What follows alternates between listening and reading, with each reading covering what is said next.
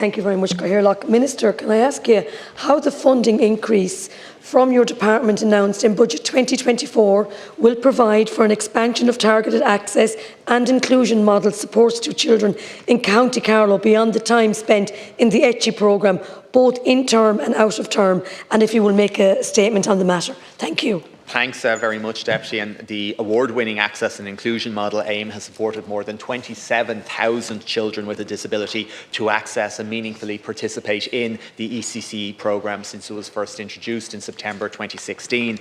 And a commitment to expand AIM beyond the ECCE programme was made in the First Five strategy, and the fulfilment of this commitment is informed by an independent evaluation of AIM, which has just been completed and which I'll be publishing in January.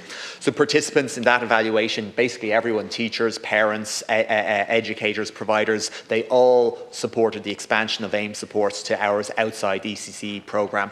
So in Budget 2024, I was very pleased to be able to secure an additional €14 million for AIM, and €7 million of this allocation will support increasing the cohort of children with a disability requiring AIM supports to access and meaningfully participate in ECCE. And an additional €7 million provides for an expansion of targeted AIM supports to those children beyond time spent in the ECCE programme, in term and out of term from next September, and the full year cost of this development will be €21 million.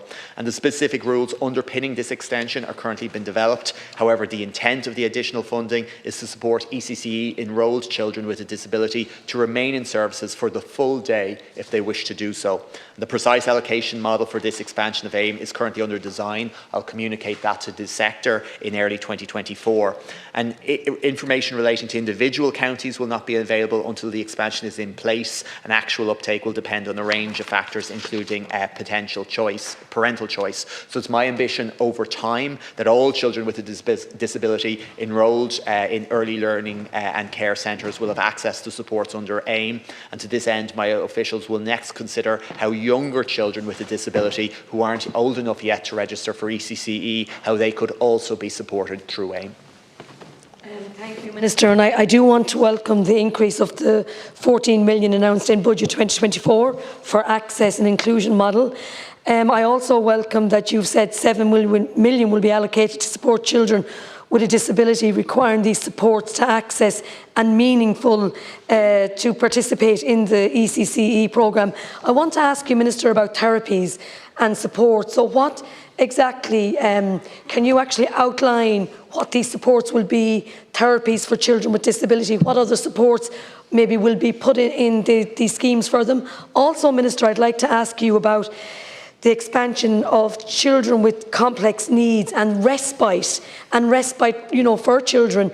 What is the update on that? Because while I welcome, and I do, Minister, welcome your commitment on this, but it is important for children with a disability and their family that they get as much support here. Thank you. Thanks very much, Deputy. So what we're achieving with AIM is obviously very much focused on early years and allowing the greatest degree of integration possible that children are able to participate within the mainstream ECCE programme, initially now just for the 3 hours per day, 5 days a week, but subsequently increasing that out according to the additional funding. Obviously, children with a disability, be it physical, intellectual or sensory, have a range of other needs. Many of those are being addressed under the Children's Disability Network teams that Minister Rabbitte spoke about earlier on. We're acutely conscious of the insufficient level of staffing across many of our CDNTs. That's why myself and Minister Rabbitte published the roadmap to progressing disability services a number of months ago, and while later on this afternoon myself and Minister Rabbitte will be publishing the Disability Action Plan, setting out our steps to improve capacity in disability services for both adults and children over the next 3 years, and the investment that will be needed to secure that. Jennifer Murnane-O'Connor, yeah. I welcome that, and I think it is very important that funding is addressed in these areas, and I welcome your commitment and Minister Rabbitte's to this, and I know my colleague is trying to get in for his question, so I'll just thank you for your answers this morning. Thank you.